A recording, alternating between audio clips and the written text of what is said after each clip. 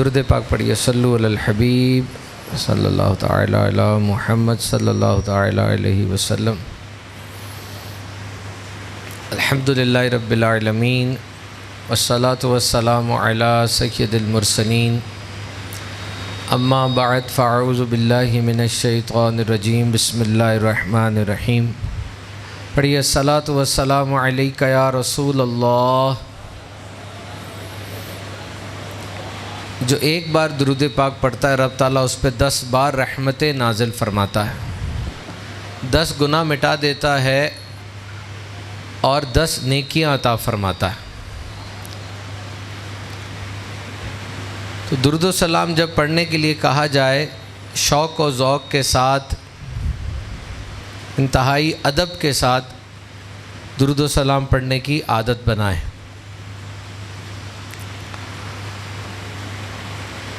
اور جب درود و سلام پڑھیں اس بات کو دل میں جگہ دیں کہ میں یہاں درود و سلام پڑھتا ہوں، میرے آقا مدینے میں اسے سنتے ہیں،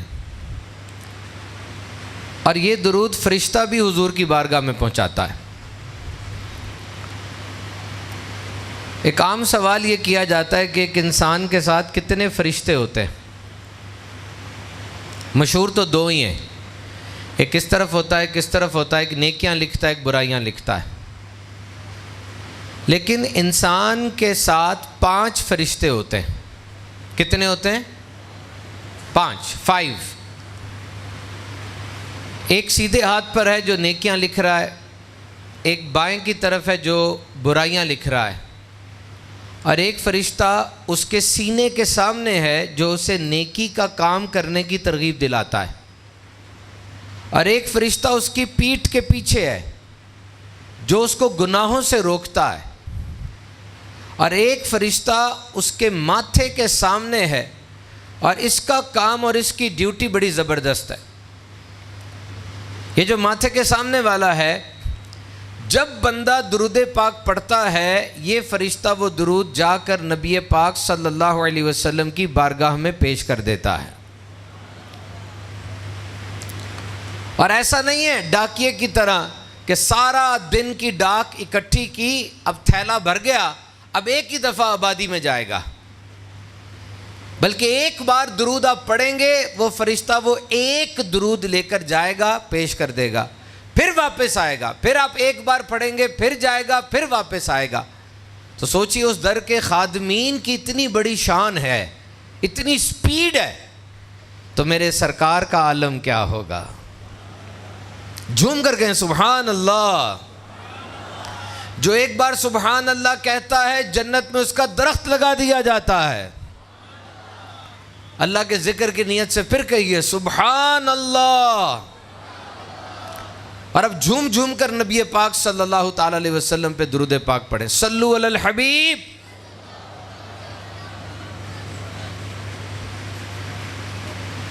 دیکھیں نیکی کو چھوٹا سمجھ کے چھوڑنا نہیں چاہیے، اور گناہ کو چھوٹا سمجھ کے کرنا نہیں چاہیے۔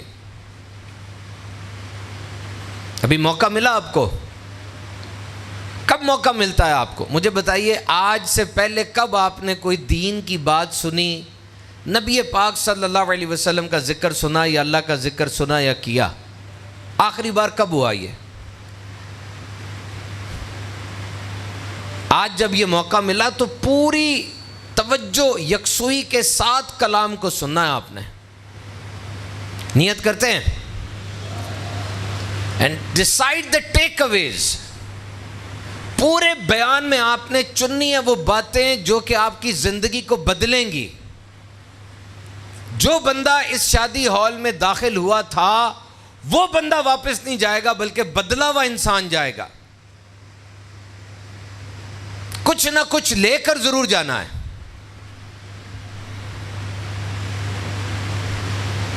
کیونکہ اس دنیا میں آنے کا مقصد ہی یہی ہے۔ سوچے تو صحیح، آج میٹرک کا رزلٹ ابھی آیا ہے، اگلے مہینے انٹر کا رزلٹ آنا ہے۔ میٹرک میں ایک بچہ فیل ہو گیا، کیا نقصان ہوا؟ ماں باپ کی طرف سے ڈانٹ پڑی، پیسہ ضائع، سال ضائع، اپنے دوستوں سے 1 سال پیچھے رہ گیا، بڑا نقصان ہے یہ۔ لیکن ہم نے دیکھا ہے کہ یہ نقصان کور ہو جاتا ہے بچہ دوبارہ سے اپنی زندگی میں چل پڑتا ہے. کوئی کاروباری آدمی ہے, اس کا نقصان ہو گیا, بڑا گھاٹا ہوا, سیلاب میں ڈھور ڈنگر مویشی فصلیں سب بہہ گیا, بڑا نقصان ہے. لیکن آنکھوں دیکھی بات ہے کہ اس کا نقصان بھی پورا ہو جاتا ہے. اب اس بد نصیب کا سوچئے جو قیامت کے امتحان میں فیل ہو گیا, اس کا کیا ہوگا؟ آگے دوزخ ہے, جس کا سب سے کم عذاب یہ ہے کہ دوزخی کو آگ کی جوتیاں پہنائی جائیں گی, اس کا دماغ کھولنا شروع ہو جائے گا. دس از دا لیسٹ پنشمنٹ.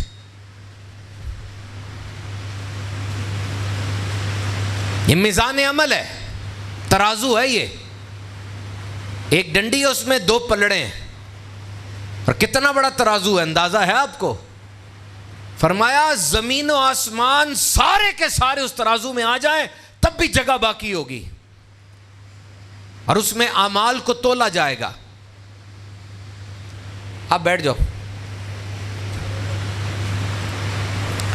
اس میں اعمال کو تولا جائے گا. Now this is the weighing scale which you cannot imagine. آپ سوچ نہیں سکتے وہ کس طرح کا ترازو ہے, میں بھی نہیں سوچ سکتا. ہماری اس دنیا میں پیمائش کی جاتی ہے. دودھ کیسے پیمائش کی جاتی ہے؟ لیٹر میں, آٹا کلو میں, انسان کا وزن کلو میں یا پاؤنڈز میں. لیکن اس کی پیمائش کیسی ہوگی جس میں ذرہ برابر بھی نیکی سامنے آ جائے گی, ذرہ برابر بھی گناہ سامنے آ جائے گا. ہمارے پاس بڑے سینسٹیو ایکوپمنٹس ہیں. آج ریت کے ذرے کو بھی اگر اس کا ناپنا ہو تو الیکٹران مائکروسکوپ ہوتی ہے جو نینو لیول تک جا کے کام کر رہی ہوتی ہے. اور بہت چھوٹی سی چیز اگر تولنی ہو, جیسے سونے کا کام جو لوگ کرتے ہیں, اس میں سونے کا برادہ بھی تولا جاتا ہے, اور بھی بڑی نزاکتیں ہوتی ہیں, ورنیئر کیلیپرز ہوتے ہیں, بڑے بڑے ترازو ہیں. لیکن یہ نامہ اعمال جس میں نیکیوں کو تولا جائے گا, ذرہ برابر نیکی بھی سامنے آ جائے گی, اور پکے گواہ ہوں گے.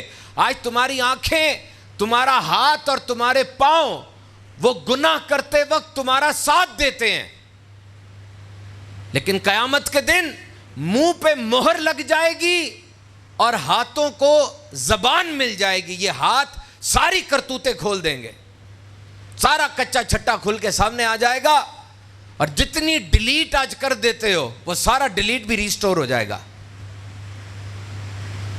دولت, عہدہ, پیسہ نہیں چلنا اس دن, رشوت نہیں دی جائے گی. بلکہ آج جو پیسے والا بندہ ہو, پلکیں بچھاتے ہو اور سلامیں ٹھوکتے ہو, اس کو کرسیاں خالی کر دیتے ہو, ہار پہناتے ہو, اس دن یہ سب فنا ہو جائے گا. پتنگوں کی طرح انسان بکھر جائے گا. اور آج منہ پہ داغ لگ جائے, نئی نئی کریم آئی ہوئی ہے, اس کو لگا کے داغ کو اتار دیتے. اس دن گناہ کو داغ بنا کر چہرے پہ لگا دیا جائے گا. کون سی کریم اتارے گی اسے؟ بڑا سخت دن ہے یہ, بڑا سخت دن ہے. آج سورج 130 ملین مائلز دور ہے, 130 ملین مائلز, اور یہ سوا نیزے پر آ کے چمکے گا.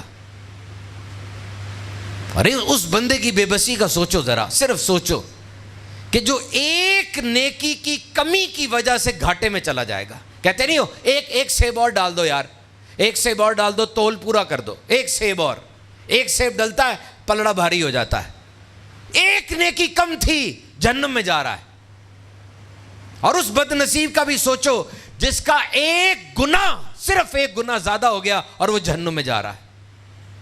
وہ جی ایک ہی تو گالی نکالی ہے نا, صرف ایک ہی مذاق کیا ہے, ایک ہی جھوٹ بولا ہے, ایک ہی بدبیانتی کی ہے, ایک ہی رشوت کھائی ہے, وہ ایک تمہیں مروا دے گی. تو نیکی کو چھوٹا سمجھ کے چھوڑنا نہیں ہے, اور گناہ کو چھوٹا سمجھ کے کرنا نہیں ہے, وہی مروا دے گا.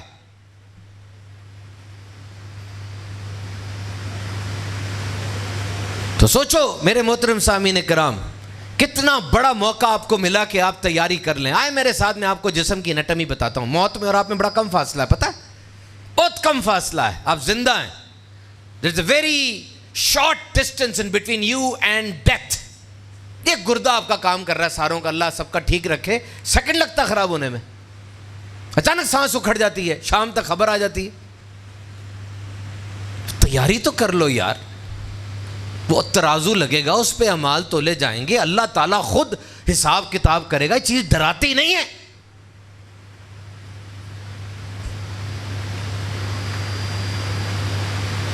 دیکھو سنو, غور سے سمجھنے کی کوشش کرو. آج سائنس نے ہر سوال کا جواب دیا. We admire that science is the basic standard. Science آج بہت سے مسائل کو حل کر چکی ہے. دنیا میں بہت سی بیماریاں بڑی خطرناک ختم ہو گئی ہیں سرے سے ہی. سائنس کی ایجادات ہیں. ویکسینیشن ایجاد ہوئی, پولیو ختم ہو گیا ہے, بہت تھوڑا سا رہ گیا. اب پولیو کے لوگ جو آپ کو ملیں گے بڑی عمر کے ملیں گے, چھوٹے بچے اب پولیو کے نہیں آتے. کیوں؟ ویکسینیشن بہت اچھی ہے. کرونا آیا تھا, دنیا میں تباہی مچائی, ویکسینیشن اس کو ریڈیکیٹ کیا. سائنس کے پاس بڑے جواب ہیں, لیکن کچھ جواب سائنس کے پاس نہیں ہیں. میں آپ سے پوچھتا ہوں, مجھے دیں وہ جواب. سیٹسفائی می. کہاں سے آئے آپ؟ کہاں چلے جائیں گے؟ یہ جو آپ کے دادا دادی ابو امی چلے گئے واپس نہیں آئے, تو جب آپ جائیں گے آپ بھی واپس نہیں آئیں گے.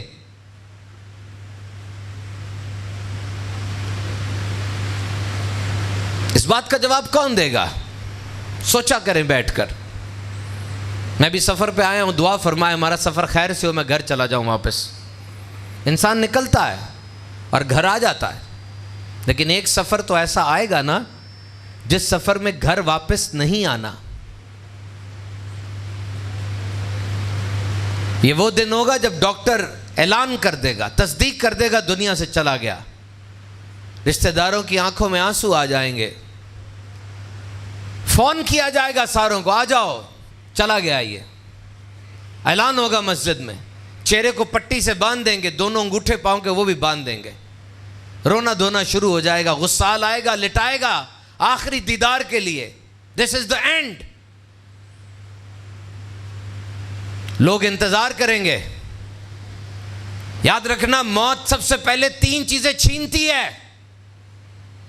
چودھری صاحب, آپ کے نام کے آگے بڑے القابات لگتے تھے, آج آپ کا نام نہیں کوئی لے رہا. آج تو لاش, میت, ڈیڈ باڈی کہہ رہے ہیں سارے آپ کو. دوسرا وہ گھر محل نما, اس سے نکال کے موت قبر میں ڈال دیتی ہے. تیسرا وہ کپڑے, وہ اتر گئے, کورے لٹھے کا کفن آ گیا. موت نے پہلے 3 کام کیے, فوراً آتے ساتھ ہی. اور اب اٹھا کے چارپائی کو قبر کی طرف جا رہے ہیں. یہ محیب اندھیرا ہے, خاموشی ہے بڑی وہاں پر. آج دن کے ٹائم پہ قبر کے پاس سے گزرو نا, تو ہلکی ہلکی روشنی میں وہ چھوٹی چھوٹی مٹی کی ڈھیریاں نظر آ رہی ہوتی ہیں, ہیبت طاری ہو جاتی ہے. انسان تیز کر کے بائک نکال لیتا ہے, لیکن وہاں پر پرماننٹ ریزیڈنس ایک دن قائم ہو جائے گی. تب کیا کرو گے؟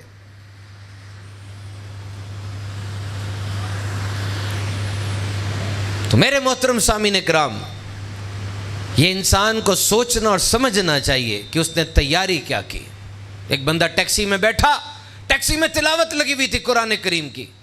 بندے نے ٹیکسی والے سے پوچھا, کوئی مر گیا ہے؟ کہتا ہاں, ہمارے ضمیر مر گئے ہیں, ہمارے دل مردہ ہو گئے ہیں. داتا صاحب سے کسی نے کہا, لکھا ہے کہ قرآن مجید پڑھتے ہوئے رویا کرو, رویا نہ آئے تو کیا کریں؟ داتا صاحب نے فرمایا, پھر اپنے نصیبوں پہ رو کہ تمہیں قرآن مجید پڑھتے ہوئے رونا نہیں آ رہا. دیکھو دنیا دیکھی والی ہے, انسان کسی نہ کسی سے محبت ضرور کرتا ہے, اور پھر اپنی محبوب چیز کو چھوڑ کے قبر میں چلا جاتا ہے. محبوب قبر میں ساتھ نہیں جاتا. جو بھی ہو, کوئی کتوں سے بڑا پیار کرتے ہیں, انگریز لوگ بڑا پیار کرتے ہیں, کوئی جہازوں سے کرتا ہے, کسی نے گاڑیاں اکٹھی کی ہوئی ہیں, کسی کو سونا گولڈ اکٹھا کرنے کا بڑا شوق ہے. لیکن میں نے تو آج تک نہیں دیکھا کسی قبر کے اندر انہوں نے لاکر بنایا ہو یا کفن میں جیب بنائی ہو. محبوب کو چھوڑ کے قبر میں چلا جاتا ہے. تو میرے اسلامی بھائیوں, ایسی چیزوں سے محبت کرو جو قبر میں تمہارے ساتھ جائیں, چھوڑے نہ تمہیں. یار وہ بناؤ جو توڑ نبھائے. تمہاری یاریاں کس کے ساتھ ہیں؟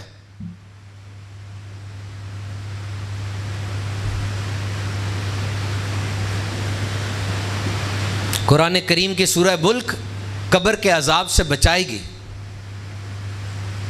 یہ قرآن مجید، یہ پڑھا ہوا درود و سلام آ کر قبر میں بچائے گا. ایسٹ اکٹھا کر لو. نامہ اعمال اور میزان عمل میں کون سی نیکیاں بھاری ہوں گی. یہ انسان کو اگر سمجھ آ جائے تو ان چیزوں کو دھیان میں رکھ لیتا ہے. جس طرح میں نے آپ کو دوستی کا بتایا، دوستی کو چننا بڑا ضروری ہے. کیسے دوست بناؤ جو توڑ نبھائیں. دیکھو، آپ سمجھتے ہیں آپ دنیا سے چلے جائیں گے تو پیچھے آپ کو اصالِ ثواب کرنے والے لوگ ہوں گے. کون کرے گا اصالِ ثواب؟ مجھے بتائیں. آپ دنیا سے چلے گئے، وہ سکا بیٹا جو آج آپ کے کہنے پہ نماز نہیں پڑھ رہا، وہ اصالِ ثواب کرے گا؟ وہ بھائی اور بہن جو عیدوں پہ ملتے ہیں، وہ اصالِ ثواب کریں گے؟ وہ دوست جو آپ کو داڑھی رکھتا دیکھتا ہے تو ہنستا ہے، مذاق اڑاتا ہے، مولوی بن گیا، یہ اصالِ ثواب کرے گا؟ اور وہ رشتہ دار جو سارا سال لڑائیاں کرتے ہی نہیں ختم ہوتے، یہ اصالِ ثواب کریں گے؟ تو بڑی مارا مار پڑی ہوئی بار، قسم سے جا کے دیکھو. مطلب کی دنیا ساری، مطلب نکل جائے ویسے ہی رشتے بڑے ہلکے ہو جاتے. کسی نے مجھ سے پوچھا دنیا کی سب سے بھاری چیز کون سی ہے؟ میں نے اسے کہا دنیا کی سب سے بھاری چیز مطلب ہے. یہ نکل جائے نا رشتے ہلکے ہو جاتے ہیں. کوئی کسی کو نہیں پوچھتا. اپنی آپ کو خود سنوار لو، خود ٹھیک کر لو. آؤ آج نیت کریں. پہلی، نبی پاک صلی اللہ علیہ وسلم کے امتی ہیں اور آپ صلی اللہ تعالیٰ علیہ وسلم نے ہمیں سب سے بہترین طریقہ عطا فرمایا. ہمیں اس طریقے کا پتہ ہے. First of all decide this particular. اس طرف توجہ رکھے مدینہ، اس طرف توجہ رکھے. وہ جو آگے لوگ بیٹھ رہے ہیں ان کو بیٹھنے دیں. اس طرف توجہ رکھے. یہ شیطان کا بہت بڑا وار ہوتا ہے. کوئی آئے اپنی آنکھوں کی سواری میں اٹھا کے ان کو بٹھا کے آتے ہیں اور وہ جو بات کہنے والی ہوتی ہے وہ نکل جاتی ہے. ٹرائی ٹو فوکس کریں. Try to absorb. یہ عادت بنائیں اپنی. جہاں موجود ہیں اس جگہ پہ رہ کر کھپ جائیں. سائٹس اینڈ ساؤنڈز، اس جگہ جو چیز نظر آ رہی ہے، جو سن رہے ہیں، جو دیکھ رہے ہیں، جو رنگ ہے، جو الفاظ ہیں، ان کو اپنے دل میں اتارتے چلے جائیں. یہاں سے اٹھے تو نبی پاک صلی اللہ تعالی علیہ وسلم نے ہماری رہنمائی فرمائی. ایک ایک جگہ پر. مجھے بتائیے آپ نے آخری بار نبی پاک صلی اللہ علیہ وسلم کے بارے میں کب پڑھا؟ پچھلے دنوں گستاخی ہوئی تھی اور اس گستاخی کے اندر کچھ لوگوں نے حضور پاک صلی اللہ علیہ وسلم کی زندگی پر اعتراض کیا تھا. اگر میں آپ کو کھڑا کر کے پوچھوں کہ آپ امتی ہیں اس نبی کے، مجھے بتائیے ان کی زندگی کے بارے میں، مجھے تعارف دیں ان کا، بتائیں. ہو سکتا ہے میں کسی کرکٹر کے بارے میں پوچھوں، آپ سارے ریکارڈ بتا دیں مجھے. اس کے اوپنر تھا، اتنے اس نے رن بنائے، اتنی اس کی وکٹیں ہیں. سیاستدان کے بارے میں پوچھوں، پوری لسٹ بتا دیں، سیاستدان نے یہ کیا وہ کیا. مجھے اپنے نبی صلی اللہ علیہ وسلم کی کوئی خصائص، کوئی باتیں آپ مجھے بتائیں. ہے آپ کے پاس یہ ہنر؟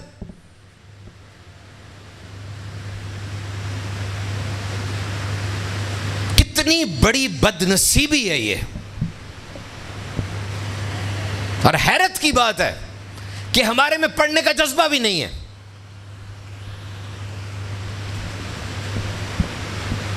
جب بھی گستاخی ہوئی سرکار کی شان میں، تعداد یہ بتاتی ہے کہ دنیا میں اسلام قبول کرنے والے لوگ زیادہ بڑھ جاتے ہیں.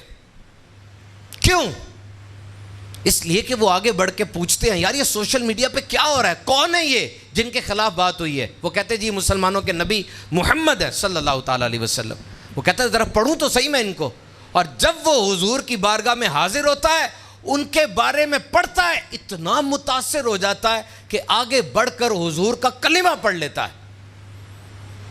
پرسوں ایک ریسرچ آرٹیکل میں پڑھ رہا تھا.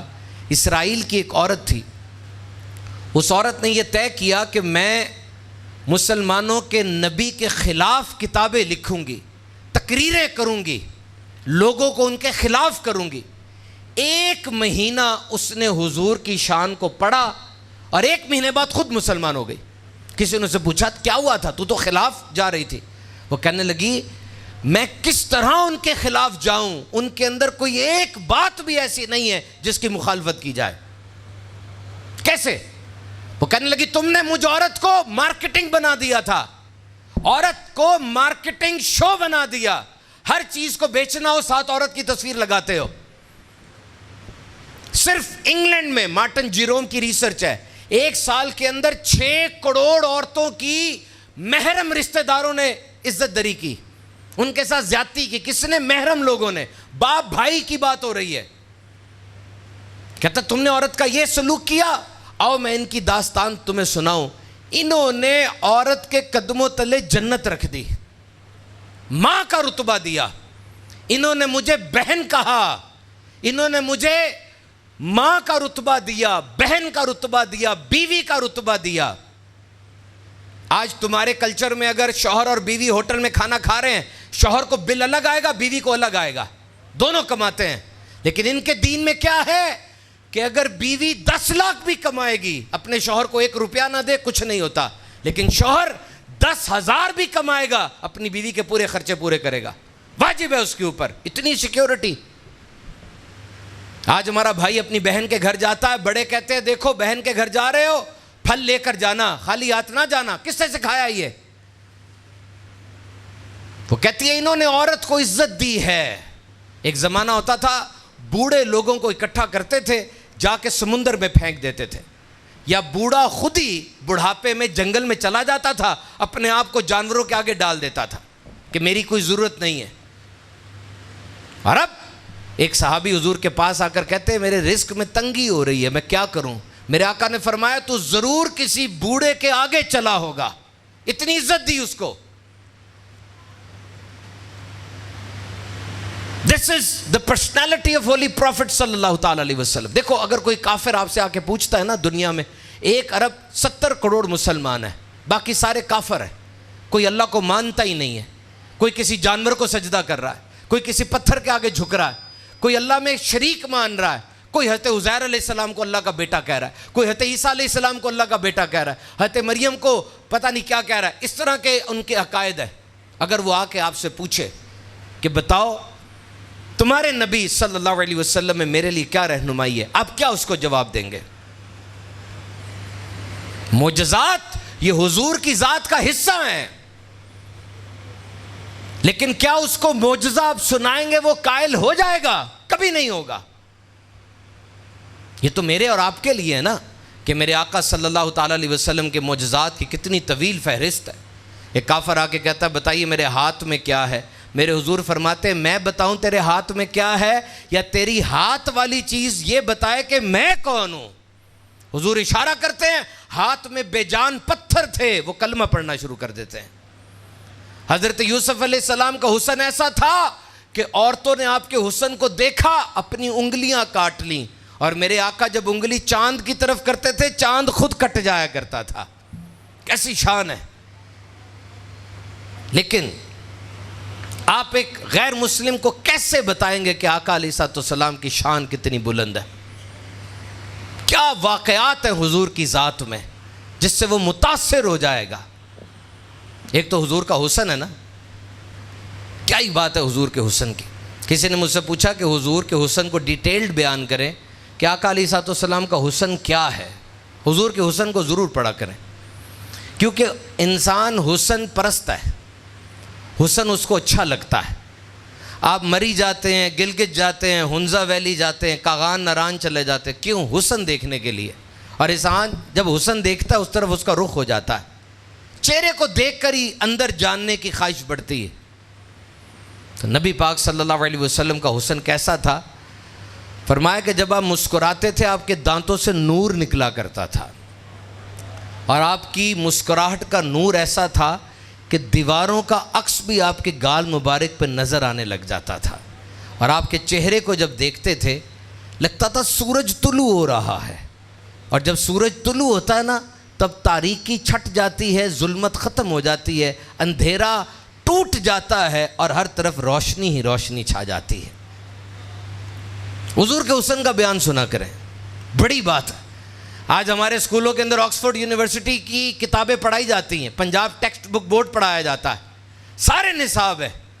لیکن جو نصاب حضور نے دیا تھا کہ اپنے بچوں کو 3 چیزیں پڑھانا، دل میں نقش کر دینا. تم کاروباری آدمی ہو، اپنے بچے کو کاروبار کے داؤ پیچ سکھا رہے ہو، سکھاؤ، منع نہیں کیا. تم اپنے بچوں کو خاندان کی اونچ نیچ بتاتے ہو، بتاؤ، منع نہیں کیا. لیکن یہ جو نصاب میں تمہیں دے رہا ہوں یہ ضرور دے دینا اپنے بچوں کو. اور آج جو بچے بدتمیز ہو رہے ہیں, کالج کے لڑکوں کے بارے میں شکایتیں بڑھتی جا رہی ہیں, ماں کے سامنے ٹانگ پہ ٹانگ رکھ کے بیٹھتے ہیں, اونچی بولتے ہیں, ماں باپ اصلاح کر رہے ہیں, بچے موبائل پہ لگے ہوئے ہیں. کیوں بدتمیز ہو رہے ہیں؟ تم نے وہ نصاب ہی نہیں سکھایا جو حضور نے کہا تھا ان کو سکھاؤ. میرے پاس ایک تحقیق کل آئی, میرے رونگٹے کھڑے ہو گئے کہ یہ حالات ہو گئے ہیں اس وقت. And this research is from Harvard, one of the most authentic research centre. یہ تحقیق ہارورڈ کی ہے جو کہ بڑی مصدقہ تحقیق رکھتا ہے. اور تحقیق کیا ہے؟ کانوں سے سنو ذرا اور دل میں اتارو اس کو. 12 سال سے کم عمر کے بچوں پہ یہ تحقیق کی گئی. 2000 بچے تھے اور پتہ چلا کہ 80% بچے 12 سال سے کم عمر, ہماری آنکھیں نہیں کھلتی تھی جب 12 سال سے کم عمر تھے ہم. 12 سال سے کم عمر بچے 80% روزانہ 4 گھنٹے سوشل میڈیا استعمال کر رہے ہیں ڈیلی. اور ان میں سے ہر 3 میں سے 2 بچے وہ ہیں جو سونے سے بالکل پہلے 2 گھنٹے موبائل فون پہ سوشل میڈیا استعمال کرتے ہیں. اور 12% بچے وہ ہیں جو کہ رات کو سوتے ہوئے اٹھتے ہیں تاکہ سوشل میڈیا دیکھ سکیں, نیند کو توڑتے ہیں اپنی. باہر کی فکر بہت کر رہے ہو, دنیا جہان کی خبروں کا آپ کو بہت اندازہ ہے, کون اتر گیا, کون چڑھ گیا, کون جیت گیا. تمہاری بیٹی اور بہن بیٹھ کے جو سوشل میڈیا پہ دیکھ رہی ہے پتہ ہے اس کا. اور پھر واقعات کیسے کیسے آ جاتے ہیں. نبی پاک صلی اللہ علیہ وسلم نے فرمایا سب سے پہلے اپنے بچوں کو اپنے نبی کی محبت سکھاؤ, انہیں میرے اہل بیت کی محبت سکھاؤ اور انہیں قرآن سکھاؤ. 3 things, 3 syllabus ہے یہ. تو یہ چیزیں سیکھنے کی کوشش کرے جو نبی پاک صلی اللہ علیہ وسلم کی ذات سے وابستہ ہے, جس میں ایسا جنرل ایک تھیم ہے کہ انسان اس کو پھیلائے, آگے سے آگے پھیلاتا ہے. میں آپ کو ایک واقعہ سناتا ہوں, دل کے کانوں سے سنیے گا, بڑا مزہ آئے گا آپ کو. یہ وہ واقعات ہیں جو انسان کو اندر سے چھو جاتے ہیں, اور دنیا کے کسی بھی آدمی کو سنائے وہ متاثر ہوئے بغیر نہیں رہے گا. ایک بندہ تھا, جس طرح آپ کے یہ چھوٹے شہر ہوتے ہیں تو لوگ لاہور آ جاتے ہیں ڈھول ڈنگر لے کر بڑی عید پر, اور وہاں پر جانور بیچتے اور منافع کماتے. اس وقت مکے سے باہر ایک بندہ تھا, اس نے عادت یہ رکھی تھی کہ وہ اپنے جانور لے کے مکے میں آ جاتا اور جانور بیچ کے منافع کما لیا کرتا تھا. ایک دن وہ 2 اونٹ لے کر آیا, ابو جہل سامنے اس کو مل گیا. اس نے دونوں اونٹ ابو جہل کو بیچ دیے اور ابو جہل سے کہنے لگا مجھے پیسے دو. ابو جہل کہتا پیسے تجھے کل دوں گا. پردیسی آدمی تھا, نہ کوئی ٹھکانہ رہنے کا نہ کوئی کھانا تھا. وہ اگلے دن تک انتظار کرتا رہا. اگلے دن پھر گیا, کہنے لگا بھائی پیسے دو, 2 اونٹ ہو گئے. کہتا میں نے کوئی پیسے نہیں دینے. اب وہ ایک دم سے پریشان ہو گیا, کہنے لگا اس علاقے کے چودھری کدھر ہے, مجھے بتاؤ میں ان سے پیسے تو نکلواؤں. کسی نے کہا وہ کعبے کے گرد جتنے لوگ بیٹھے نا وہ سارے چودھری ہیں, چلا جا اپنی عرضی پیش کر دے. وہاں گیا تو ابو لہب, ابو سفیان, عتبہ, تیبہ یہ لوگ بیٹھے تھے. جا کر کہنے لگا جی 2 اونٹ تھے, پردیسی بھی ہوں غریب بھی ہوں, پیسے نہیں دے رہا. کہا اچھا کون ہے؟ کہا وہ ابو جہل ہے.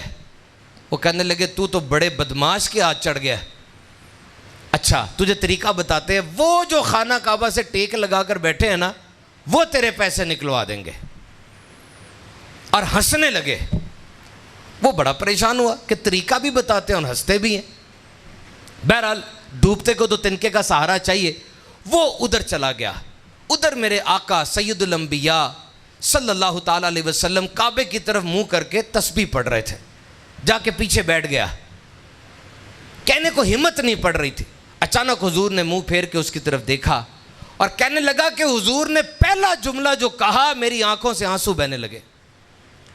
حضور نے کہا پردیسی لگتے ہو اور لگتے ہو کسی مصیبت میں گرفتار ہو. اس نے سنا, ایسے لگا جیسے کسی ماں نے پکارا ہے, رونے لگا. حضور نے روتے ہوئے دیکھا تو کہا اٹھ, پہلے تو میرے گھر چل, پہلے کھانا کھا لے, ٹھہر جا, پھر اپنی بات کرنا. حضور گھر لے گئے, دودھ پلایا, کھجور کھلایا اور کہا بتا. کہنے لگا میں بڑا پریشان ہوں, میرے 2 اونٹوں کے پیسے وہ نہیں دے رہا.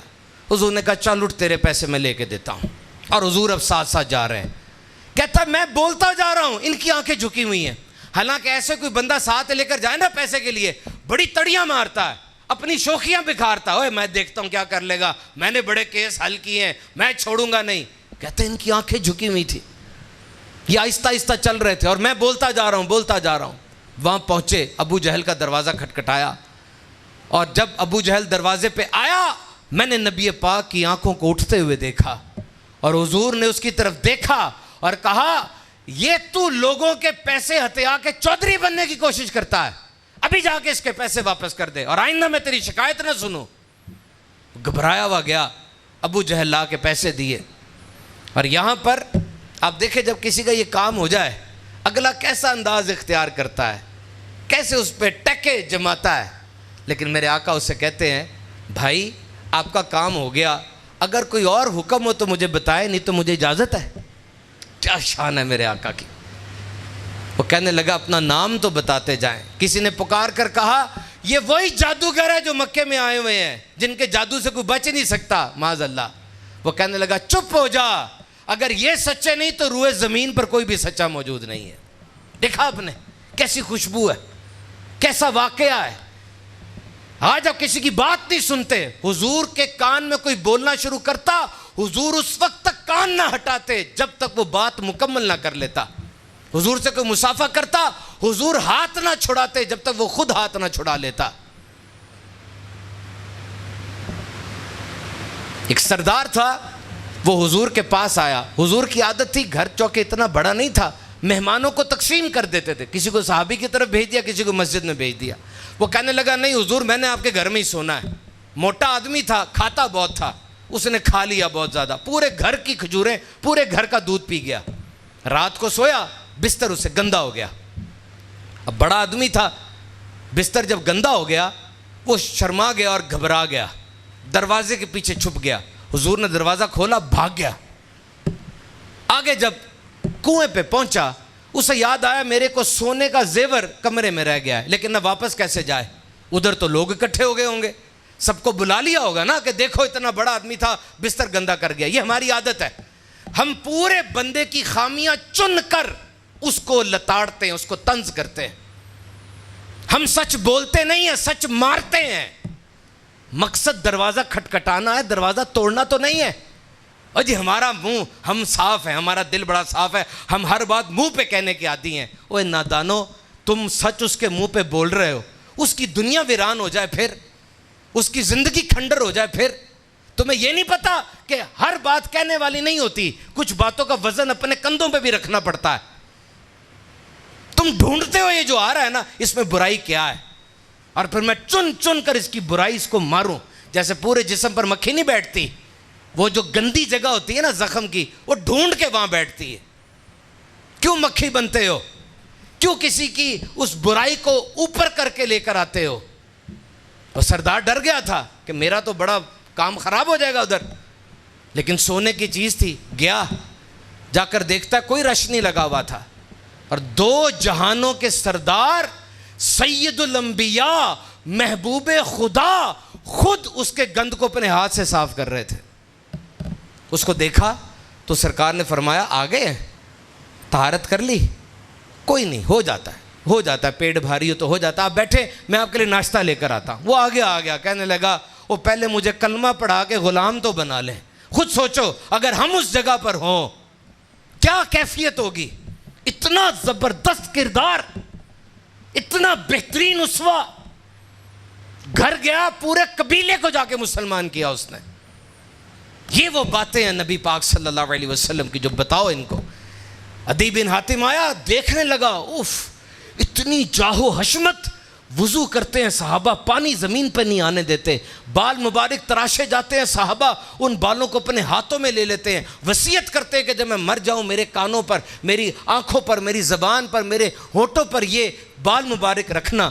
اتنا دولت, کیونکہ خیبر جب فتح ہوا تھا وہ 9 قلعے تھے یہودیوں کے, بڑے کاروباری لوگ تھے, وہ ساری دولت مسلمانوں کے پاس آ گئی. اتنی جاہو حشمت ہے, یہ نبی ہیں یا بادشاہ ہیں, سوچ رہا ہے. اچانک ایک عورت آتی ہے, آ کر کھڑی ہو کر کہتی ہے اے مسلمانوں کے نبی مجھے کچھ کلام کرنا ہے. سب کچھ چھوڑ کے حضور کھڑے ہو کر کہتے ہیں تو مدینے کی جس گلی میں کہے گی میں تیری بات سنوں گا جا کر.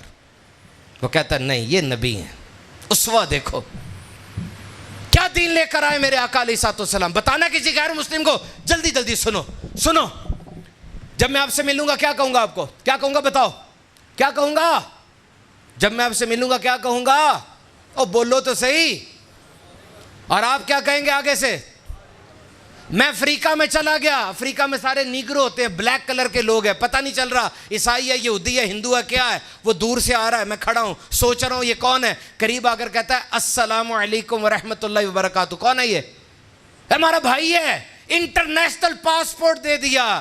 اس کو بتاؤ کہ جس دین میں ملاقات کی ابتدا وہ اللہ کی رحمت کی دعا سے ہوتی ہے, اس میں دہشت گردی کیسے آ سکتی ہے؟ حضور نے موتا کی جنگ میں صحابہ کو بھیجا اور کہا ٹھہرو, یہ جو فصلیں ہیں اس میں گھوڑے کو نہیں چلانا, اور یہ جو درخت ہوتے ہیں ان کے نیچے بیٹھ کے بولو براز نہیں کرنا, مسافر کو تکلیف ہوتی ہے. حضور جب نماز پڑھاتے تھے, کسی بچے کے رونے کی آواز آتی نا, حضور نماز کو مختصر کر دیتے کہ اس کی ماں پیچھے کھڑی ہوگی. اس وقت عورتیں بھی ساتھ نماز پڑھتی تھیں. اس کے دل میں کیا بیتے گا؟ اتنا رحم, اتنی شفقت. اور اب جو میں کلام کرنے لگا ہوں, دل کے کانوں سے سننا اس کو. سمجھدار آدمی آپ بیٹھے, کوشش کریں یہ کلام آپ کو سمجھ آئے. گہرا اور نبی پاک صلی اللہ علیہ وسلم کی ذات سے بہت زیادہ وابستہ ہے. دیکھو, بڑے سے بڑا فلسفہ, اچھی سے اچھی تعلیم اور عمدہ سے عمدہ تربیت ناکام اور فیل ہو جاتی ہے اگر کوئی شخصی نمونہ پیچھے نہ ہو, رول ماڈل نہ ہو, ایگزامپل نہ ہو. بڑے آئے, بڑا کچھ دیا اور مر گئے, سارا کچھ ساتھ لے گئے. کیوں؟ کسی پہ توجہ کرنے کے لیے نہیں تھا, کوئی نظر نہیں آ رہا تھا. کتابوں میں بہت کچھ تھا, تقریریں بڑی اچھی تھیں, لیکن نظر نہیں آ رہا تھا کہ جس کو فالو کریں. دس از امپورٹنٹ. بڑے بڑے سائنسدانوں کے نام آج آپ کو کتابوں میں ملیں گے. سائنس میں تو بڑا نام تھا ان کا. کیا وہ اچھے شوہر تھے؟ کیا وہ اچھے تاجر تھے؟ کیا وہ اچھے باپ تھے؟ دنیا کا ایک بہت بڑا سائنسدان ہے, آج آدھی فزکس اسی نے ایجاد کی ہے. میں اس کے بارے میں پڑھ رہا تھا. شاید ہی کوئی ایسا سائنس کا اسٹوڈنٹ ہو جو اس کو نہ جانتا ہو. جو نہیں اس کو جانتا اس نے سائنس پڑھی نہیں ہے پھر. اور میں اس کے بارے میں پڑھ رہا تھا. جب وہ یونیورسٹی میں داخل ہوتا تھا نا, تو اس کے دوست اسے ڈرتے تھے کہ یار ہمارے پاس آئے ہی نہ. بدتمیز آدمی تھا, سوکھا اور روکھا تھا. شخصی مثال, اگزامپل ہمیں چاہیے جس کو فالو کریں. مجھے معاف کرنے کا کون بتائے گا؟ جس نے خود کسی کو معاف کیا ہوگا. مجھے جنگ لڑنے کا کون سکھائے گا؟ جس نے خود جنگیں لڑی ہوں گی. مجھے اچھا باپ بننے کا کون سکھائے گا؟ جو خود بہترین باپ ہوگا. مجھے بہترین شوہر بننے کا کون سکھائے گا؟ جو خود بہترین شوہر ہوگا. اور دیکھو, نبی پاک صلی اللہ تعالی علیہ وسلم نے جنگیں لڑیں, اور کیسے لڑیں؟ ابو سفیان آ کر کہتا تھا کہ آپ ہمیں حیران کر دیتے ہیں, ہر جنگ میں ایک نیا طریقہ لے کر آتے ہیں. نبی پاک صلی اللہ تعالی علیہ وسلم کی 11 بیویاں تھیں, اور آپ کی ذمہ داریاں کتنی زیادہ تھیں, لیکن آپ کی بیویوں کے سے رائے پوچھے کہ آپ کے شوہر نامدار کیسے ہیں. بی بی عائشہ صدیقہ رضی اللہ تعالیٰ عنہ فرماتی ہیں کہ آپ کا اخلاق قرآن ہے. بی بی ختیجہ رضی اللہ تعالیٰ عنہ کا دیکھیں, کتنی عظیم عورت تھی, تاجر تھی. یہ بات آپ نے اپنی بیٹیوں کو, اپنی بہنوں کو سکھانی ہے جا کے. یہ اسوہ, یہ کردار, یہ فوکس, یہ بتانا ہے جا کے. جب نبی پاک صلی اللہ علیہ وسلم گھر میں آتے, خون بہہ رہا ہوتا تھا, کافر پتھر مارا کرتے تھے. بی بی ختیجہ ہاتھ سے اس خون کو صاف کرتی اور گفتگو کرتی. وہ گفتگو اتنی زبردست ہوتی تھی, اتنی شاندار ہوتی تھی کہ نبی پاک پھر کھڑے ہو جاتے اور جا کے تبلیغ دین کیا کرتے تھے. ایسی شاندار عورت ہیں یہ, ہر قبیلے کا مرد چاہتا تھا ان سے شادی کرنا. ان کی تجارت کے گھوڑے چلا کرتے تھے, امیر ترین عورت تھیں, لیکن اپنے شوہر کے لیے ساری دولت قربان کر دی. جب آپ کا وصال ہوا, آپ فوت ہوئیں, آپ کے پاس کفن کے لیے چادر تک نہیں تھی.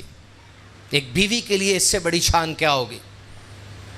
اور اگر آپ باپ کی بات کرتے ہیں تو نبی پاک صلی اللہ تعالی علیہ وسلم نے فرمایا یہ امام حسن اور حسین میرے بیٹے اور میری بیٹی کے بیٹے ہیں. کس کی تربیت تھی کہ امام حسین رضی اللہ تعالیٰ عنہ نے کربلا کے میدان میں وہ عظیم الشان قربانی دکھائی اور دی کہ آج دنیا حیران ہے. گاندھی انڈیا کا وہ کہتا ہے کہ میں برطانیہ کے خلاف لڑوں گا. کسی نے کہا او تو سر مار رہا دیوار کو, مر جائے گا, ان کا تو سورج ہی غروب نہیں ہوتا. وہ کہنے لگا آج بھی اس کے جملے یہ موجود ہے کہ I have learned to be a successor being oppressed from Muslims Hussein. میں نے مسلمانوں کے حسین سے یہ بات سیکھی ہے کہ تم تھوڑی تعداد میں ہونے کے باوجود بھی جیت سکتے ہو. کس کی تربیت تھی یہ؟ کیسا گول مضبوط تھا ان کا. امام حسین نے جب علی اصغر 6 ماہ کے بچے کی گردن میں تیر لگا, آپ نے خون اس کا پکڑا اور ایسے آسمان کی طرف پھینکا اور کہا اے مالک گواہ رہنا, حسین نے 6 ماہ کا بچہ بھی بچایا نہیں بلکہ تیری راہ میں قربان کر دیا ہے. کہاں سے جذبہ آیا؟ اور علی اکبر شبیہ پیمبر تھے, ان کی شکل مبارک جو تھی حضور پاک صلی اللہ علیہ وسلم سے ملتی جلتی تھی. صحابہ پوچھتے تھے کسی دیہاتی کو تو نے حضور کو دیکھا ہے؟ کہا نہیں دیکھا. کہا علی اکبر کو دیکھ لے. اور جب علی اکبر فوت ہوئے, ہوتا نا بچہ پہلے سے بیمار ہے پھر فوت ہو جائے تو اتنا دکھ نہیں ہوتا, وہ تو جوان شہزادہ جنت کا جب گرے, امام حسین نے تبری لکھتے کتاب میں کہا جناب ابراہیم آج آپ میرے سامنے ہوتے میں آپ سے عرض کرتا کہ آپ تو جب بچے کے گلے میں چھری چلا رہے تھے آپ نے پٹی باندھ لی تھی, حسین تو کھلی آنکھوں کے ساتھ سب کچھ دیکھ رہا ہے. کہاں سے تربیت ہوئی؟ یہ میرے آقا کی گود کی تربیت تھی. تم تاجر ہو, حضور کو دیکھو. حضور خود مارکیٹ میں جاتے تھے اور مارکیٹ میں جا کے اس ریڑھی پہ کھڑے ہوتے تھے, اس گندم کے اندر ہاتھ ڈالتے تھے اور کہتے تھے اندر سے گیلی گندم ہے اوپر سے سوکھی گندم ہے. وہ کہتا ہے حضور مجھے پتہ نہیں تھا بارش آئی ہے, مجھے نہیں پتہ چلا پانی اندر چلا گیا. پھر حضور نے کیا بات کہی, آج دنیا کی ساری مارکیٹوں کے باہر یہ بات لکھ کے لگا دو, ٹیکسس ہو, کولوراڈو, کیلیفورنیا ہو یا سینٹ پیٹرز برگ ہو یا لاہور کی اعظم کلاتھ مارکیٹ ہو, یہ جملہ لکھ کے لگا دو میرے حضور کا, کیا ملاوٹ کرنے والا ہم میں سے نہیں ہے. چائنا کا وہ بندہ تھا, مسلمانوں کا وزیر اعظم وہاں گیا تھا اور جا کر کہتا کہ آپ نے اتنے بڑے ملک کو کیسے مینج کیا, اتنے بڑے ملک کو کس طرح آپ نے سنبھالا. ہنس پڑا, کہنے لگا جاؤ جا کے اپنے نبی کی سیرت پڑھو. میں نے تمہارے نبی سے سنا ہے کہ شہروں کو زیادہ بڑا نہ ہونے دو, جب یہ شہر زیادہ بڑے ہو جائیں فوراً نیا شہر بنا دو. میں نے تمہارے نبی سے سنا ہی ہے. بتائیں کیا کیا رہنمائی نہیں یہاں ملے گی. آج جنگیں ہو رہی ہیں دنیا میں, ہم پڑھ رہے ہیں, روز پڑھ رہے ہیں. وہ کہتے جی قبر کھودی انہوں نے, پہلے جنگی جو قیدی تھے ان کو لے کر آئے, اس طرح کا کمرہ تھا, اس کمرے میں بند کیا اور اس کمرے میں گندی گیسیں چھوڑ دیں, سب مر گئے. اور پھر ان کو کرین سے جس طرح مٹی اٹھاتے نا, لاشوں کو اٹھا کے بڑی قبر میں ڈال کے بند کر دیا. یہ حال کر رہے ہیں, کتا بنا کے, بلی بنا کے, گلے میں پٹا ڈال کے. فوجی مسکرا رہے ہوتے ہیں اور دیکھ رہے ہوتے ہیں قیدیوں کو. اور دیکھو جنگی قیدیوں کے ساتھ سلوک کیسا کرنا ہے, یہ اس ہستی نے ہمیں سکھایا. اس زمانے میں کیا ہوتا تھا, جنگی قیدی کو نا بٹھا دیتے تھے, پیچھے تیر اس کے باندھ دیتے تھے. وہ جس کو جب نیند آتی تھی نا, تیر اس کے اندر گھس جاتا تھا, وہ مر جاتا تھا, سارے تالیاں مارا کرتے تھے. لیکن یہ نبی رحمت کا دین ہے. ہائے ہائے ہائے, یہ بات سنو حیران رہ جاؤ گے, کیا تعلیم و تربیت ہے. صلیبی جنگیں جاری تھیں عیسائیوں کے ساتھ, کروسیڈز کہتے ہیں, صلاح الدین ایوبی. صلیبی جنگوں میں عیسائیوں کا کوئی سپاہی زخمی ہو جاتا تھا نا, غور سے سننا, وہ اپنے ہسپتال میں نہیں لے کے جاتے تھے, وہ مسلمانوں کی طرف لے کر آتے تھے زخمی کو. وہ کہتے تھے کیوں, دشمنوں کی طرف. وہ کہتے نہیں ادھر لے کے جانے دو, اپنے پتہ نہیں کیا سلوک کریں, ان کے نبی نے ان کی تعلیم کی ہوئی ہے, یہ زخمیوں کو نہیں مارتے. ہائے ہائے ہائے, سوچو سوچو کیا تعلیم ہے. بدر میں بڑے بڑے سردار آ گئے ہیں, کوئی کہتا ہے کھالیں کھینچ دے ان کی, کوئی کہتا ہے جلا دے ان کو, کوئی کہتا ہے مار دے ان کو. میرے حضور نے کہا نہیں, آؤ یہ کچھ درم فدیہ ہے, دے دو تمہیں چھوڑ دیں گے, اور اگر نہیں دے سکتے نا مدینے کے 10 بچوں کو لکھنا پڑھنا سکھا دو, ہم ٹیسٹ لیں گے پھر تمہیں چھوڑ دیں گے. کیا شان ہے بتاؤ مجھے, کس نے یہ تربیت کی.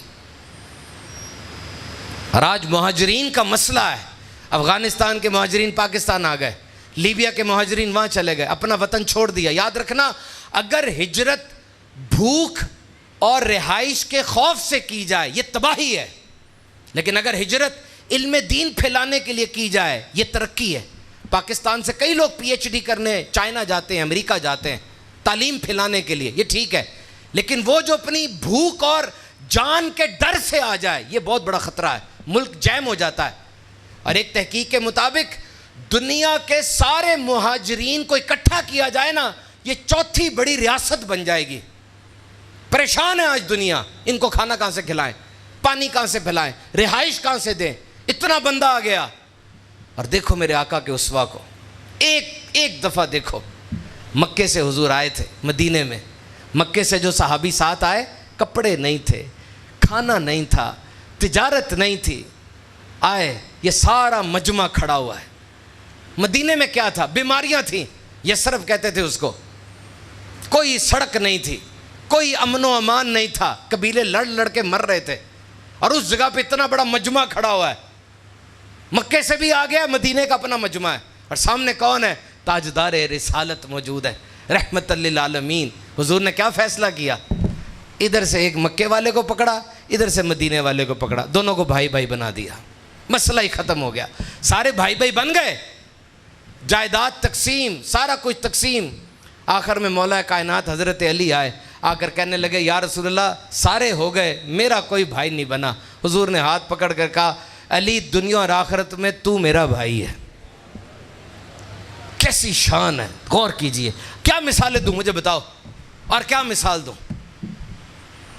استاد رہ گیا, استاد کیسے تھے حضور, یو ای ٹی لاہور صرف انجینئر بنے گا, King Edward Medical University Lahore صرف ڈاکٹر بنے گا, پیک سی ایف ای ایسٹرن کالج صرف چارٹرڈ اکاؤنٹنٹ بنے گا, بس ایک فیلڈ کے اندر. اور میرے حضور کی یونیورسٹی تھی اصحاب صفا, انٹرنیشنل یونیورسٹی, فارس ایران سے سلمان فارسی, حبش سے بلال حبشی, روم سے سہیب رومی, غفاری قبیلے سے ابو ذر غفاری, سارے اکٹھے ہوئے. اور اس یونیورسٹی میں ایسی تعلیم دی گئی کہ ان میں سے ایک اٹھا پوری دنیا کا سب سے بڑا جرنیل بنا, ایک اٹھا پوری دنیا کا سب سے بڑا جج بنا. 2 سال عمر کو اور مل جاتے نا, دنیا کے ایک ایک محلے کے اندر اسلام کا جھنڈا ہونا تھا. اور ایک کہتا ہے کہ دنیا کا سب سے بڑا جنرل, ٹاپ 10 وہ خالد بن ولید تھے. انتہائی سادہ, کم بولنے والے, لیکن جنگ کے اندر وہ لکھتا ہے کہ ایک جادوگر کی طرح ہوتے, کبھی ادھر کبھی ادھر, اور جہاں خالد بن ولید ہوتے سمجھ لو یہی وہ جگہ جہاں پر اٹیک کرنا ہے. اتنی ذہانت تھی ان کی. کیا شان ہے خالد بن ولید کی. مسلمہ کذاب جس نے خطبہ جھوٹی نبوت کا دعویٰ کیا تھا, وہ بہت زیادہ لوگ تھے, یہ جنگ یمامہ تھی, دیٹ واز دا بگیسٹ وار. یعنی جنگ یمامہ کے بارے میں آپ سوچیں کہ حضور کی زندگی مبارکہ میں جتنی بھی جنگیں غزوے ہوئے, اس میں شہید ہونے والوں کی تعداد تقریباً 250 ہے, سارے صحابہ کی, اور صرف جنگ یمامہ میں 1200 صحابہ شہید ہوئے ہیں. ختم نبوت. مسلمہ بڑا مکار گھٹیا درجے کا انسان تھا, اس نے حضور کی زندگی میں ہی دعویٰ نبوت کر دیا تھا. یہ 7 یا 8 آدمی آئے تھے حضور کی بارگاہ میں, کہتا تھا آپ جب تک زندہ ہیں نبی رہیں, جب آپ چلے جائیں گے تو مجھے نبوت دے جانا. حضور نے اس کو ڈانٹا, باقی 7 نے کلمہ پڑھ لیا, اس نے بھی جھوٹا کلمہ پڑھ لیا تھا. پھر یہ گیا, جا کر اس نے خط لکھتا ہے نبی مسلمہ کی طرف سے نبی محمد کو سلام, استغفر اللہ, اے محمد صلی اللہ تعالی علیہ وسلم آدھا کر لیں, آدھی نبوت آپ لے لیں, آدھی مجھے دے دیں, آدھا کر لیں. حضور نے اس کا خط پڑھا اور خط کے نیچے ایک جملہ لکھا, تو جھوٹا ہے, میں سچا نبی ہوں, تو جھوٹا ہے, کذاب, بڑا جھوٹا ہے. اب دیکھو خط تو یہ پڑھا ہوا ہے نا, اب خط بھیجنا ہے اس کے دربار میں, یہ کام ہے نا. اب حضور نے دیکھا یہ خط لے کر کون جائے گا. وہ ایک صحابی تھے, مدینے میں چھابڑی لگا کر کھجوریں بیچا کرتے تھے, اور کہتے حضور میں لے کے جاؤں گا. وہ اتنی جلدی اٹھے کہ وہ کھجور کھا رہے تھے, ان کے منہ سے کچھ کھجوریں بھی گر گئیں. کسی نے کہا ٹھہر جا, آہستہ. کہتا نہیں حضور کسی کی ڈیوٹی نہ لگا دے, میں نے جانا ہے. حضور نے آگے بڑھ کے اپنا نیزہ اس کو دیا اور گھوڑا دیا اور کہا جم کے جانا. وہ اسی طرح گھوڑا دوڑاتے ہوئے گئے, دیکھا تک نہیں پیچھے. اس خبیث کے محل میں جا کر خط پکڑایا. اب اس زمانے میں بادشاہ جو ہوتے تھے نا, وہ خط خود نہیں پڑھتے تھے, ساتھ کھڑا بندہ خط پڑھتا تھا. اب ساتھ والے بندے نے خط پکڑا اور کہتا ہے جی انہوں نے لکھا ہے کہ تو بڑا جھوٹا ہے. اب جب سب کے سامنے یہ بات ہوئی تو اس کو تو بہت زیادہ فیل ہوئی. وہ کھڑا ہو گیا تلوار لے کے, کہنے لگا اے حبیب, صحابی کا نام حبیب تھا, اے حبیب تیرے نبی نے مجھے جھوٹا کہا ہے, تیرا کیا خیال ہے؟ صحابی آگے سے کہتے ہیں اوے یہ خیال کیا ہوتا ہے, خیال کہاں سے آ گیا؟ انہوں نے تجھے جھوٹا کہہ دیا, تو سب سے بڑا جھوٹا ہے. تو دنیا کے سارے پانیوں سے نہا کے آ جائے, تیرے سے بڑھ کر جھوٹا کوئی نہیں ہے. کہنے لگا خبردار, تیرے پیچھے لوگ کھڑے ہیں نیزے لے کے, تلواریں لے کے, تجھے جان سے مار دیں گے. کہتا سن میرے 12 بچے ہیں اور بچے کچھ ایسے بھی ہیں جو دودھ پیتے ہیں, ابھی چلنا شروع کیا ہے. جب میرے نبی نے مجھے کہا تھا نا, میں نے تو اپنے بچوں کی طرف نہیں دیکھا جہاں دیکھنا بنتا تھا, یہ تیرے بندے میں کیوں دیکھوں میں ان کی طرف؟ آگے بڑھ کے اس نے ایک ہاتھ کاٹ دیا, حضرت حبیب کا ہاتھ کٹا. جو یہ بات بیان کر رہے ہیں وہ دربار میں تھے اور بعد میں مسلمان ہو گئے تھے. وہ کہتے ہیں کہ مسلمہ کذاب, جھوٹا نبی, بلکہ اس کو جھوٹا نبی بھی نہیں کہنا چاہیے, جھوٹا انسان, وہ کہاں پر تھا؟ حضرت حبیب ڈٹ کے کھڑے تھے. وہ کہنے لگا مار دوں گا, میں مار دوں گا. کہنے لگا جا موت سے کسی اور کو ڈرانا.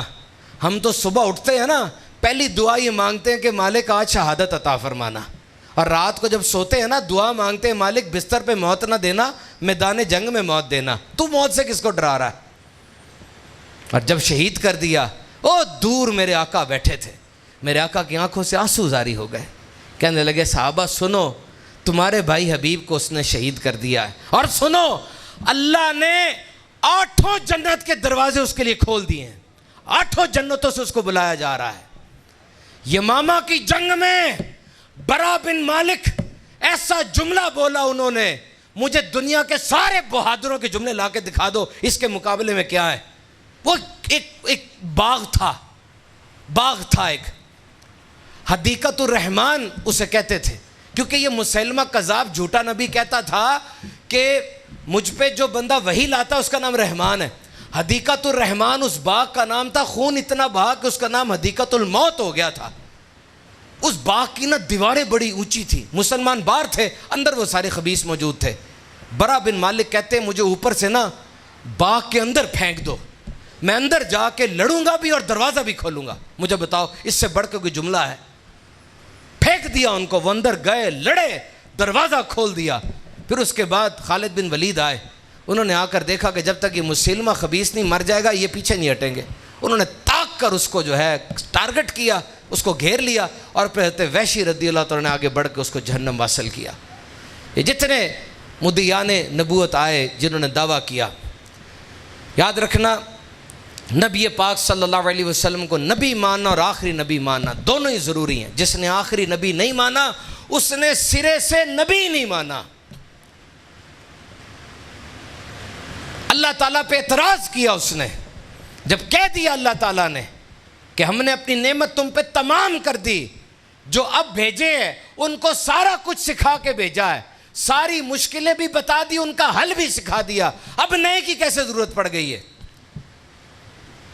آپ کے سیال موڑ میں مجھے اندازہ نہیں ہے, لیکن بڑی بڑی یونیورسٹیز کے اندر یہ ڈاکو ایمان کے اوپر نقب لگا رہے ہیں, تمہیں باہر بھیج دیں گے, ایسا کرو تم اس طرح سے قادیانی ہو جاؤ, تمہیں باہر بھیج دیں گے. وہ تیار ہو جاتا ہے, باہر چلا جاؤں گا, دوبارہ سے کلمہ پڑھ لوں گا. وہ مرتد ہو چکا ہے.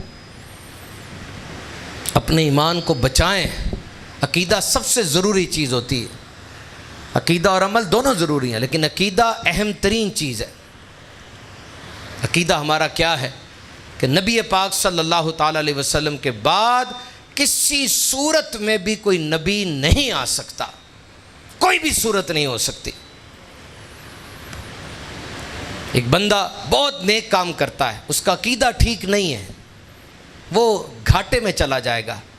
ایک بندہ بظاہر نیک کام نہیں کرتا، بری بات ہے، کرنا چاہیے نیک کام، لیکن اس کا عقیدہ ٹھیک ہے، وہ بچ جائے گا۔ جیسے ایک بندہ محلے میں رہتا ہے، وہ پاکستان سے بڑی محبت کرتا ہے، پاکستان پہ جان وارتا ہے، لیکن ہے بڑا بدتمیز، اپنے ہمسایوں کے ساتھ بدتمیزی کرتا ہے، گلی میں کوڑا پھینک دیتا ہے، اس کو ہم کچھ نہیں کہیں گے۔ لیکن ایک بندہ وہ اپنے ہمسایوں کے ساتھ بہت اچھا ہے، ہر طرح سے ہمسایوں کا خیال رکھتا ہے، لیکن پاکستان کا غدار ہے، جب پکڑا جائے گا اس کو لٹکا دیں گے۔ تو عقیدے سے غداری نہیں کرنی۔ یہ میری بات مانو، آج مانو، آج جا کے اپنے بچوں کو، اپنے چھوٹے بھائیوں کو بٹھانا، چھوٹی بات نہ سمجھنا اس کو، یہ بہت بڑی بات ہے۔ 200 سے زیادہ حدیثیں ہیں اس کے اوپر۔ کیا؟ خاتم النبیین، اپنے بچوں کو بتانا کہ یہ عقیدہ کتنا ضروری ہے۔ عقیدہ ہٹ جائے سب کچھ تباہ ہو جاتا ہے۔ تو میرے محترم سامعین کرام، آخر میں اپنے بیان کے آپ کو یہ دعوت دوں گا کہ اچھے ماحول سے وابستہ ہو جائیں، آج وابستہ ہو جائیں۔ دیکھیں آگے جا کے کیا گل کھلتا ہے۔ آپ آج سے 5 سال بعد کیا ہوں گے مجھے بتائیں۔ اگر آپ آج کوئی اچھا ماحول اختیار نہیں کرتے، what you will be after 5 years، آج سے 5 سال بعد آپ کیا ہوں گے؟ سوچا کبھی آپ نے؟ سوچیں آج سے 5 سال بعد میں کیا ہوں گا؟ اگر میں نے اپنے دوست نہ بدلے، کھانے نہ بدلے، اپنی عادتیں نہ بدلی، تو یہی ہوں گا جو میں ہوں۔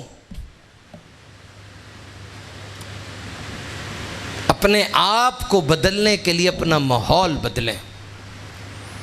عام طور پہ لوگ ہمیں آ کے کہتے ہیں نیک بننے کو دل کر رہا ہے، لیکن نیک نہیں بن رہے۔ کیوں؟ اس لیے کہ گناہ نہیں چھوڑ رہے۔ ایک بندہ گندا پانی کا تالاب صاف کرنا چاہ رہا ہے، تالاب صاف کرنا چاہ رہا ہے، لیکن وہ جو گٹر کا پائپ گر رہا ہے نا اس میں، وہ نہیں بند کر رہا۔ ادھر سے صاف کرتا ہے، گٹر والا پانی پھر آ جاتا ہے۔ او بھائی وہ گٹر والا پائپ بند کر دو، 2 منٹ میں تالاب صاف ہو جائے گا۔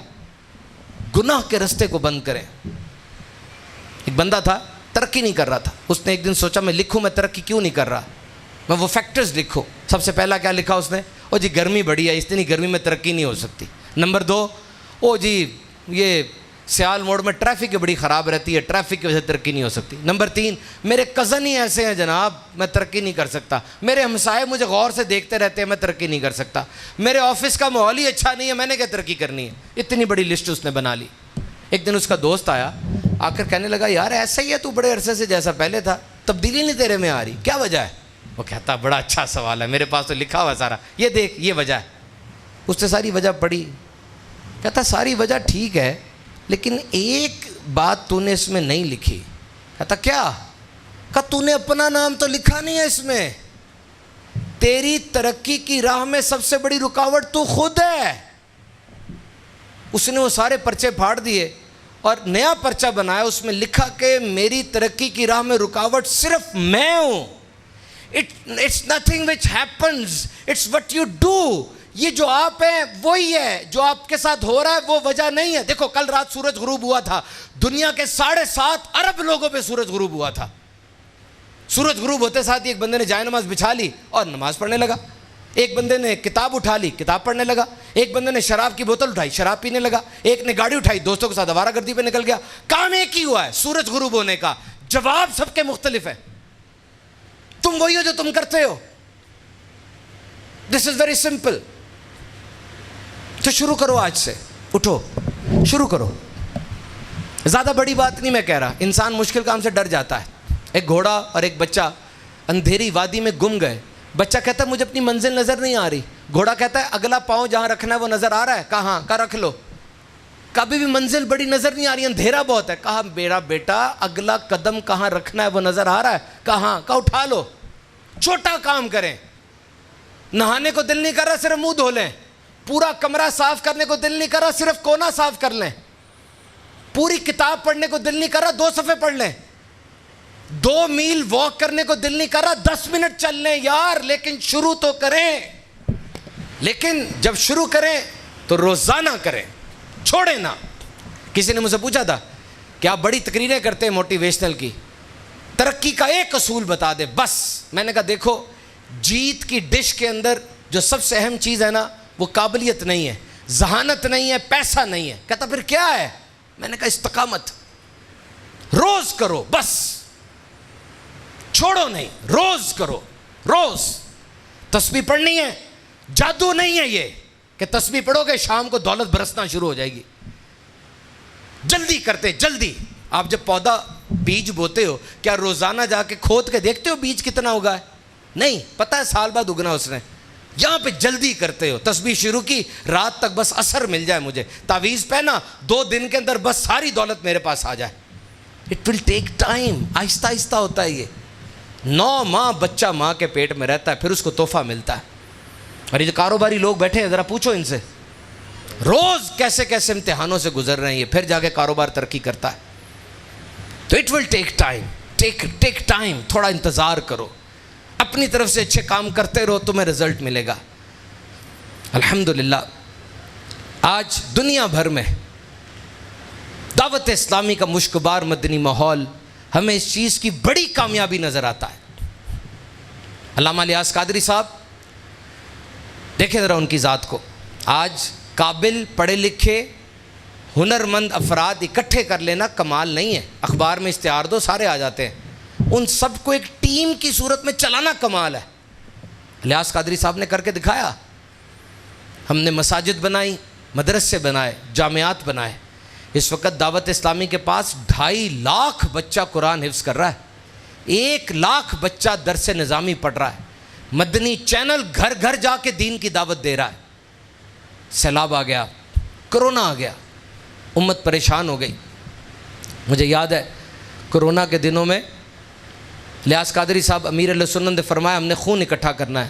ٹھیک ہے, کاروباری انسان پریشان ہے, جاب والا بھی ان امپلائڈ ہو گیا, لیکن یہ کچھ لوگ ہیں جو مر رہے ہیں, انہیں تازہ خون چاہیے. یہ تھیلیسیمیا کے مریض بچے ہیں, کوئی دوائی نہیں, کوئی ٹیکہ نہیں, مر جائیں گے یہ خون نہ ملا ان کو, تو ان کے لیے خون اکٹھا کرنا ہے. باہر پولیس ڈنڈے مار رہی تھی, یاد ہوگا آپ کو جب لاک ڈاؤن لگا تھا. جب پولیس ڈنڈے مار رہی تو خون دینے کون جائے گا, اور ہسپتالوں میں تو ویسے ہی کرونا ہے. میں گیا, وہاں پہ پشاور کا ایک جوڑا آیا تھا, ان کے 3 بچے تھے, تینوں بچوں کو تھیلیسیمیا تھا. وہ پشاور سے خون ڈھونڈتے ڈھونڈتے لاہور آ گئے تھے, خون نہیں ملا تھا ان کو, مر رہے تھے بچے. ہم آگے بڑھے, امیر اہل سنت کے کہنے پر 55,000 بوتلیں خون کی ہم نے اکٹھی کی الحمدللہ. اور سیلاب میں آپ کو اندازہ ہے کہ پاکستان پہ کتنی بڑی آفت آئی, کتنا بڑا آزمائش کا لمحہ تھا یہ. میں گیا ہوں اس علاقے میں, جا کے میں نے ویلفیئر ایکٹیویٹیز کی ہیں. یعنی سیلاب آتا, کے پی کے میں آ کے سیلاب کا ریلا گزر جاتا, پانی گزر گیا, وہ پانی اپنے ساتھ مٹی لایا تھا, اور ایک گھر مٹی میں اتنا بھر گیا. اس بندے سے پوچھا, اس نے کہا جی 10 ٹرک مٹی کے نکلے گھر سے, پورے گاؤں صفا ہستی سے مٹ گئے. جیکب آباد میں پورے سال کے اندر 35 ملی میٹر بارش ہوتی تھی, صرف 35 ملی میٹر بارش پورے سال میں, اور ابھی 15 دن میں 700 ملی میٹر بارش ہو گئی. سوچو, پیالے کی طرح پانی کھڑا ہوا تھا. الحمدللہ دعوت اسلامی نے اس کام کو لیا.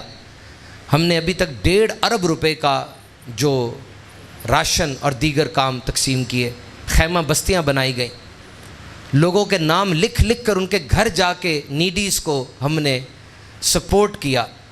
اور ابھی تک پاکستان ایئر فورس نے دعوت اسلامی کے ساتھ مل کر کام کیا.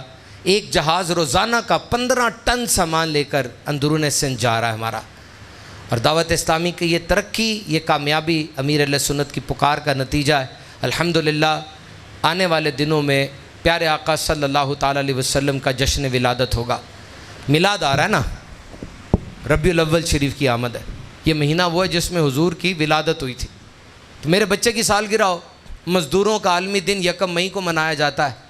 جہاز جس دن اڑایا گیا تھا نا, پہلا دن جب جہاز اڑا تھا نیا بن کے, آج بھی امریکہ میں اس کی سالگرہ مناتے ہیں, اور بھی کتنے دن منائے جاتے ہیں. تو یہ 12 ربیع الاول کو نبی رحمت صلی اللہ تعالیٰ علیہ وسلم کی تشریف آوری ہوئی تھی. میلاد کیا ہے؟ اگر کوئی آپ سے پوچھے میلاد کیا ہے, پتہ کیا جواب دینا؟ سنو, کہنا دیکھو بھائی میں آپ کو بتاتا ہوں میلاد کیا ہے. نمبر 1, حضور کی ولادت کا ذکر کرنا، ٹھیک ہے۔ نمبر 2، حضور کے حسن و جمال اور ان کی عادات کا لوگوں کو بتانا۔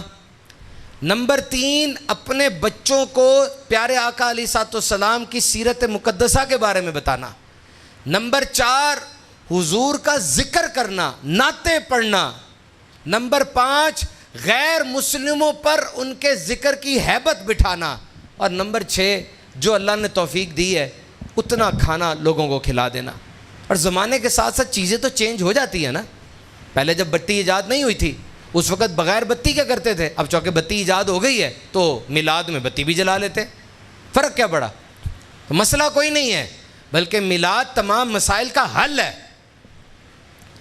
تو میلاد ضرور منانا ہے۔ جو میرے ٹیچرز آئے ہیں نا ان کو میں کہتا ہوں، اور آپ کے بھی جو ٹیچرز ہیں ان کو جا کے یہ پیغام دینا، کہنا دیکھیں سر نوجوان نسل تباہ ہو رہی ہے اور آپ کے پاس یہ نسل ہے، 12 دن میلاد کے ہیں، آپ سے ہماری گزارش ہے کہ آپ نے روزانہ 2 بچے سلیکٹ کرنے، 2 بچے، اور اس بچے کا کام کیا ہوگا؟ بیٹا تم نے نعت تیار کر کے آنی ہے، اور بیٹا تمہارا کام کیا ہوگا؟ تم نے حضور کی ذات کا ایک موضوع تیار کر کے آنا ہے۔ کیا؟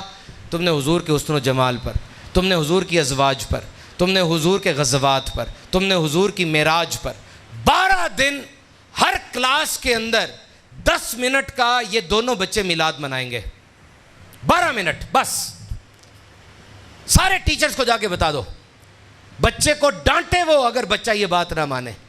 آج یہ بچہ حضور کی ذات کے بارے میں سیکھ کر آئے گا، کل بڑا ہو کے اپنے اس استاد کے قدموں میں سر رکھے گا، چومے گا قدم ان کے، استاد جی شکریہ آپ نے مجھے حضور کا غلام بنایا۔ اس طریقے سے اس نسل کو ہم نے میلاد سکھانا ہے، ایک ایک بچے تک اس بات کو اتار دو۔ اور اسی طرح جب رمضان آئے بچے حیران ہیں، کیا ہو گیا میرے امی ابو صبح سے بھوکے کیوں ہیں؟ بتاؤ ان کو کیوں بھوکے۔ بڑی عید آئی، جانور کھڑے ہوئے گھروں کے اندر باہر، بچے حیران ہیں، جانور تو جنگل میں ہوتے ہیں، گھر میں کیوں آ گئے؟ بتاؤ ان کو کیوں آ گئے۔ محرم آ گیا، بتاؤ ان کو محرم میں کیا ہوا تھا۔ اللہ تعالی ہم سب کا آنا قبول و منظور فرمائے، ہمیں صحیح معنوں پہ نبی پاک صلی اللہ تعالی علیہ وسلم کی غلامی عطا فرمائے۔ پیارے پیارے اسلامی بھائیوں، یہ پیچھے ڈیٹا بیس کہاں لگا ہے؟ یہ پیچھے دیوار میں ڈیٹا بیس کاؤنٹر لگایا ہے، دعوت اسلامی قرآن و سنت کی عالمگیر مدنی تحریک ہے۔ ہم چاہتے ہیں آپ کے فون نمبر، آپ کا ایڈریس ہمیں مل جائے تاکہ ہم آپ تک کوئی اچھی اور نیکی کی بات پہنچاتے رہے۔ دیکھیں گناہ آسان ہو گیا ہے، پہلے بڑا سا ٹی وی ہوتا تھا، گھر کے درمیان پڑا ہوتا تھا، اس پہ فلم لگتی تھی، پورے گھر کو پتہ چلتا تھا کہ یار فلم لگی ہے، بندہ ڈرتا تھا۔ اب چھوٹا رسول سلام علیکہ یا حبیب سلام علیکہ صلوات اللہ علیکہ یا نبی سلام علیکہ یا رسول سلام علیکہ یا حبیب سلام علیکہ صلوات اللہ علیکہ یا حبیبی یا رسول اللہ یا نبی سلام علیکہ یا رسول سلام علیکہ یا حبیب سلام علیکہ صلوات اللہ علیکہ۔ ہو مبارک اہل سیاں، ہو گیا بخشش کا ساماں، آ گئی صبح بہاراں، ہو گیا گھر گھر چراغاں، یا حبیبی یا رسول اللہ یا نبی سلام علیکہ یا رسول سلام علیکہ یا حبیب سلام علیکہ صلوات اللہ علیکہ۔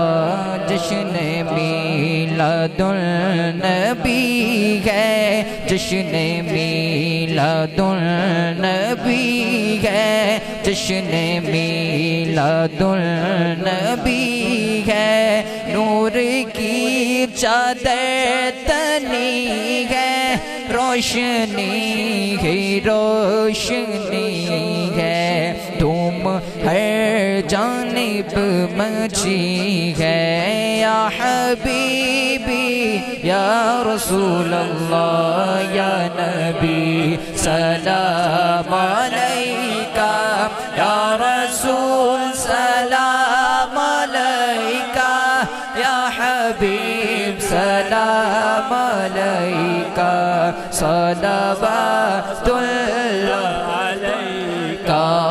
تیرا کھاواں میں تیرے گیت گاواں یا رسول اللہ، تیرا میلاد میں کیوں نہ مناواں یا رسول اللہ، یا حبیبی یا رسول اللہ یا نبی سلام علیکہ، یا رسول سلام علیکہ، یا حبیب سلام علیکہ، صلوات اللہ علیکہ۔